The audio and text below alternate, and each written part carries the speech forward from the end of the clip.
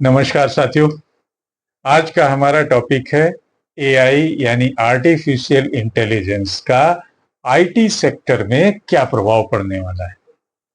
तो साथियों, एआई यानी आर्टिफिशियल इंटेलिजेंस इन हर क्षेत्र में तहलका मचा रहा है और आईटी सेक्टर में भी एआई का बहुत गहरा और बहुआयामी प्रभाव पड़ने वाला है और हमें इसे सकारात्मक और चुनौतीपूर्ण दोनों ढंग से लेने की जरूरत है।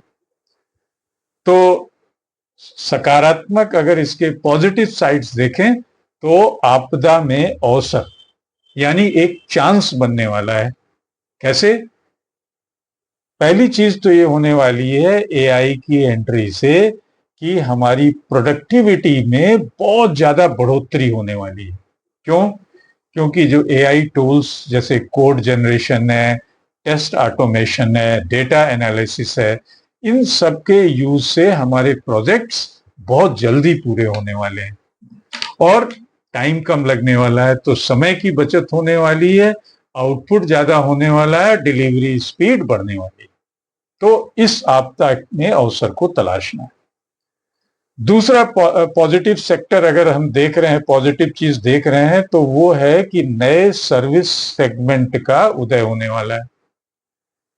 AI model development, AI training, AI data levelling, AI consulting जैसी नई सर्विसेज की डिमांड बढ़ने वाली है। और भारत के पास, इंडिया के पास तो इतनी सस्ती और स्किल्ड वर्कफोर्स है कि वो पूरे दुनिया के मार्केट को कैप्चर कर सकता है। तीसरी चीज साथियों ये है कि लागत में कमी आने वाली है। कैसे आने वाली है? क्योंकि जो दोहराव वाले, रेपिटेशन वाले काम हैं वो एआई से ऑटोमेट हो जाएंगे और कंपनियों के खर्चे घटने वाले हैं। चौथा पॉजिटिव इफेक्ट एआई का यह है कि ग्लोबल कंपटीशन में बढ़त होने वाली है। जो कंपनियां एआई जल्दी से अपना लेंगी वो ग्लोबल प्रोडक्ट्स में अमेरिका, यूरोप और एशिया में लीड ले सकती हैं और इंडिया के लिए मौका है। लेकिन मौके के साथ चैलेंजेस भी हैं, जोखिम भी है। क्या जोखिम है? पहला तो है कि लो स्किल्ड जॉब में कमी आने वाली है। लो स्किल्ड जॉब कौन से हैं? जैसे बेसिक कोडिंग है, टेस्टिंग है और सपोर्ट जो सर्विसेज हैं, उन नौकरियों में कमी आएगी। एंट्री लेवल पे जो प्लेसमेंट्स हैं, जॉब्स अपॉर्चुनिटीज हैं, वो घट जाएंगी एंट्री लेवल। दूसरा जो जोखिम ये है, रिस्क ये है कि री स्किलिंग का दबाव आने वाला है। किस पे? कर्मचारियों पे। कर्मचारियों को एआई सीखनी जरूरी हो गई है, मशीन लर्निंग जरूरी हो गई है, डेटा साइंस जरूरी हो गया है और ऑटोमेशन टूल सीखने की मजबूरी हो गई है। जो अपडेटेड नहीं होंगे जो कर्मचारी, उन्हें नौकरी बचाना मुश्किल होने वाला है। तीसरा ये जोखिम है कि प्रोजेक्ट प्राइस प्रेशर होने वाला है। प्रोजेक्ट प्राइस प्रेशर कैसे? कि क्लाइंट्स जो हैं वो एआई के कारण कम लागत पे काम करवाना चाहेंगे, कम पैसे में काम करवाना चाहेंगे, जिससे कि जो प्रॉफिट मार्जिन मनी कंपनियों की घट सकती है।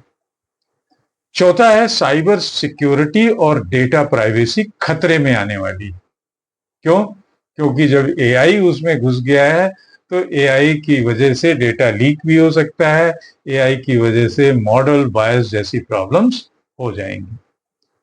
तो अब आगे की दिशा क्या होने वाली है एआई की वजह से? पहला तो है अप स्किलिंग।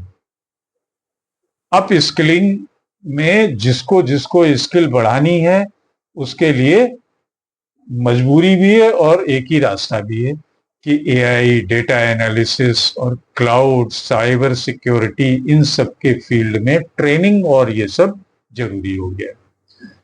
दूसरा जो है फ्यूचर साइड दिख रही है वो है कि हाइब्रिड मॉडल में एंट्री हो रहे हैं। आदमी प्लस एआई का कॉम्बिनेशन अपनाया जाएगा। तीसरा है इनोवेशन का जो एरिया है, एआई बेस्ड जो प्रोडक्ट्स हैं वो बनेंगे और एआई बेस्ड स्कीम में जो इन्वेस्टमेंट होगा, सोल्यूशन में इन्वेस्टमेंट होगा। और चौथा है कि एक नए मार्केट की तलाश बहुत जरूरी हो गई है, जैसे हेल्थ केयर है, फाइनेंशियल फील्ड है, एजुकेशन है, और एआई इनबिल्ट जितनी भी सर्विसेज हैं उनके स्कोप खुलने वाले हैं। तो साथियों, ये थे कुछ आपदा में अवसर, पॉजिटिव साइड और उसके जो चैलेंजेस हैं। तो साथियों, इसी के साथ टॉपिक का एंड, फिर मिलेंगे एक नए टॉपिक के साथ। तब तक के लिए नमस्कार, जय हिंद।